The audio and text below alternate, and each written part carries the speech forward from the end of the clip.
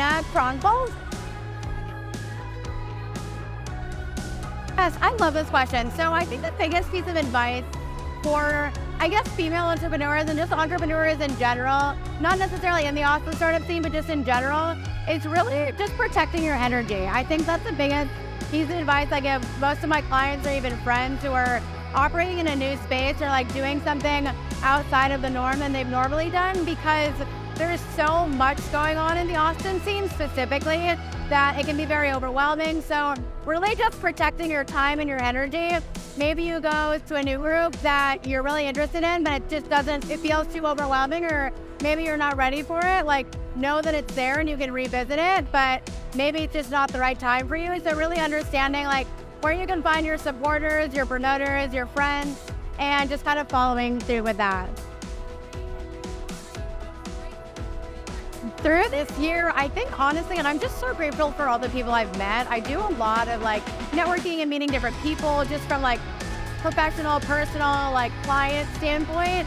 And I'm actually super introverted, so I've met a lot of people that's really kind of taken me out of my shell, and like every opportunity or every event that I go to, I just try to think of like, maybe I just met one connection or had one conversation that, you know, was fulfilling or like made me happy, or maybe I get a referral like 6 months later from that client or that individual that I spoke with. So I think just making the most out of every connection and not thinking like, what am I getting out of this, but just like truly being present in the moment of like, you know, what a lovely time I spent, or I got to get out of the house, or whatever it was.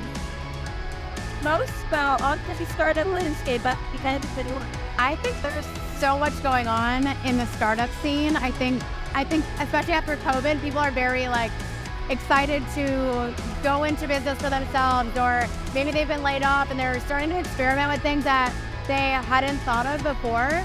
So I think there's just a lot of, ideas and things brewing that being in Austin is just like a really good melting pot of like encouraging people to actually like take their idea and like do something with it, regardless of where that lands you.